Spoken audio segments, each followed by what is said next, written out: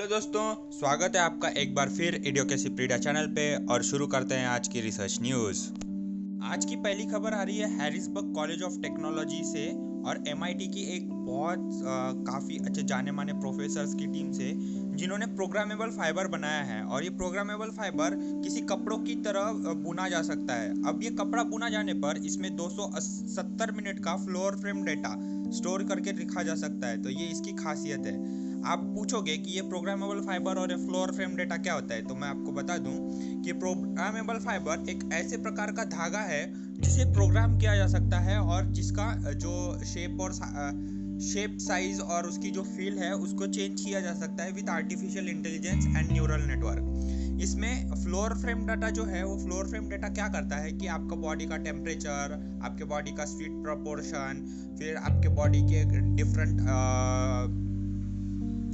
तरह की health monitoring करने में काफ़ी हेल्प करता है। तो ये जो प्रोग्रामेबल डेटा और फाइबर है, ये क्या कर सकता है कि आपके बॉडी के आसपास आपके फील के हिसाब से इसको बदला जा सकता है विथ सिर्फ कुछ मतलब पोर्टेबल डिवाइसेस की मदद, जैसे फ़ोन, टैबलेट, लैपटॉप। और इसको पहनने पर आपको काफ़ी ज़्यादा अच्छा महसूस होगा और ये किसी भी फाइबर की तरह चेंज भी हो सकता है। मतलब फॉर एन एग्जांपल, आप अगर लेनिन वगैरह पहनते हैं, ब्रांडेड वगैरह पहनते हैं, तो उस हिसाब से ये चेंज हो जाएगा खुद से ही। और जब आप इसे सिलेक्ट करोगे, और आपको ज़्यादा मतलब एक कपड़ों में ही आपको मल्टीपल कपड़ों की भी फीलिंग आ सकती है। और सबसे इम्पोर्टेंट इसका ये है कि इसमें 1650 कनेक्शंस है जो कि एक दूसरे से कनेक्टेड है, और जो इसका जो डेटा कैप्चरिंग कैपेसिटी वो 96% एक्यूरेसी के साथ है। इसके बारे में मैं एक और चीज़ बता दूं कि ये एकदम इको फ्रेंडली फाइबर है।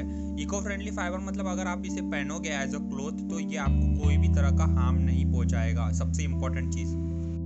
दूसरी खबर आ रही है बॉस्टन यूनिवर्सिटी से, जहां पर कुछ रिसर्चर्स ने पता लगाया है कि अगर हमें किसी भी प्रकार का स्ट्रोक, ट्यूमा या कोई भी प्रकार की इंजरी हुई हमारे ब्रेन में, तो वहाँ से जब हम रिकवर करते हैं, न्यूरोलॉजिकली रिकवर करते हैं, तब हम लैंग्वेजेस को कैसे रिकवर करते हैं और उसको कैसे जाना जा सकता है, कैसे पहचाना जा सकता है, कैसे मॉनिटर किया जा सकता है। तो ये सारी चीज़ों के बारे में उन्होंने इस चीज़ पर रिसर्च की है। अगर इस रिसर्च के बारे में मेडिकल लैंग्वेज में बोलूँ तो एप्सिया नाम की जो बीमारी है, जिसमें हमें लैंग्वेज रीडिंग राइटिंग का जो प्रॉब्लम होता है, उससे रिलेटेड होती है।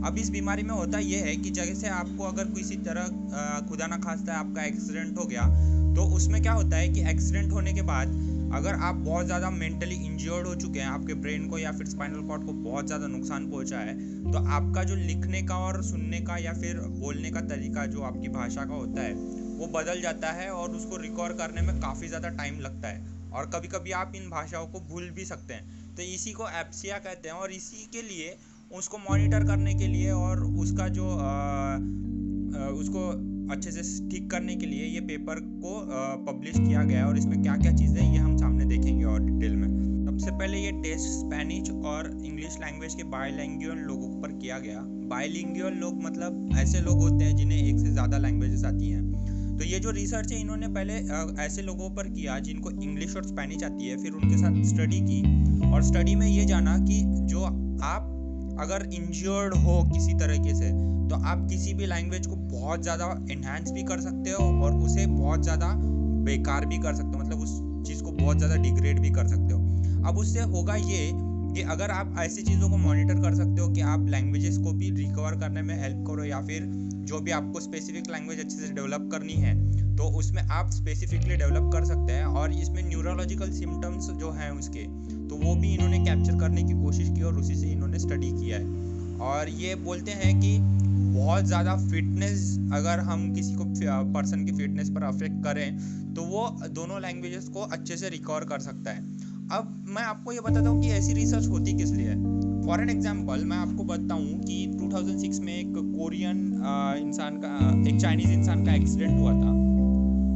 अब वो एक्सीडेंट होने के बाद, वो चाइनीज़ था, उसे कोई भी लैंग्वेज नहीं आती थी, उसे क्लासिकल चाइनीज़ लैंग्वेज आती थी, मैं आपको बता दूँ। तो हुआ क्या था कि उसका कार से एक्सीडेंट हुआ, और कार से जब एक्सीडेंट हुआ तब उसने ज़िंदगी में कभी गिटार नहीं बजाई थी, ज़िंदगी में उसने कभी कोरियन लैंग्वेज नहीं बोला था, कोरिया कभी नहीं गया था।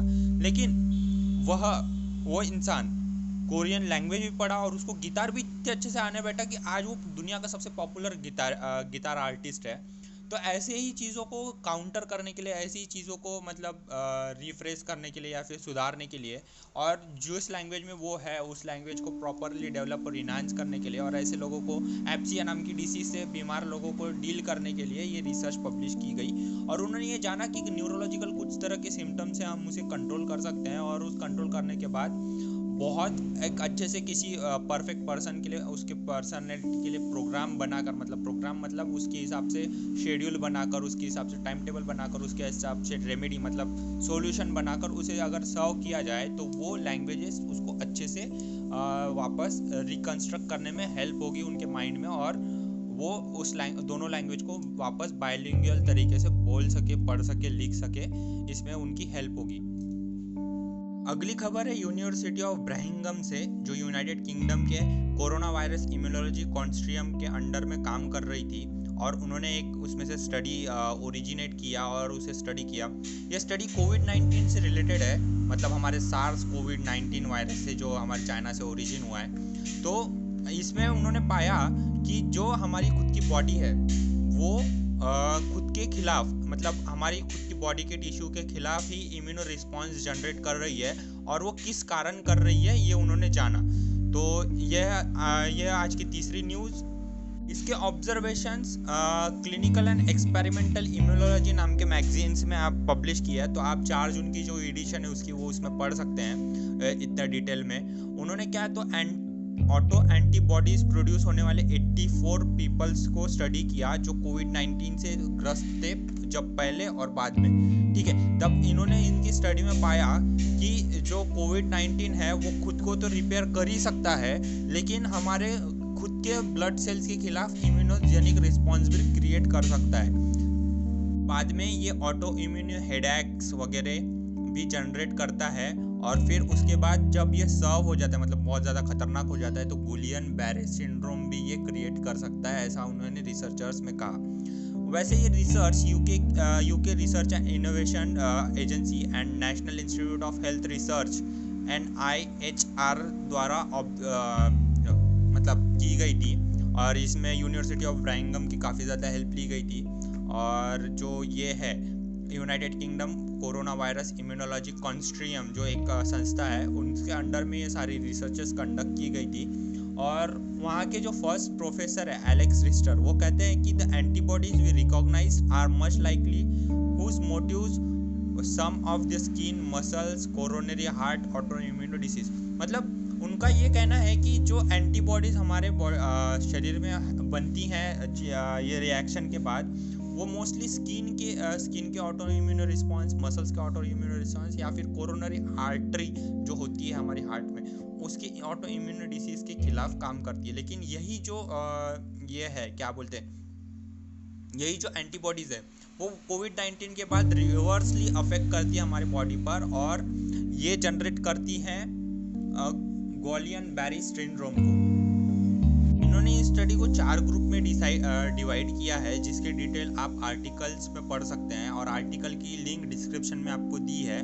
और ये लिंक जो है, मतलब ये जो स्टडी है ये स्पेशली मेडिकल स्टूडेंट्स के लिए है।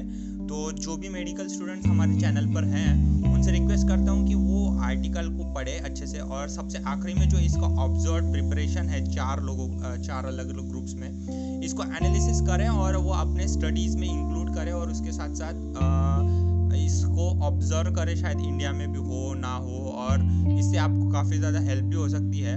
तो ये मेडिकल स्टूडेंट्स ध्यान रखें, और इसी सच न्यूज़ अच्छी लगी हो तो कृपया इसे शेयर करें, लाइक करें, सब्सक्राइब करें। अगर आपको अच्छी नहीं लगी हो और कोई पार्ट पसंद नहीं आया हो तो आप उसको कमेंट में बता सकते हैं, डिसलाइक करें वीडियो को।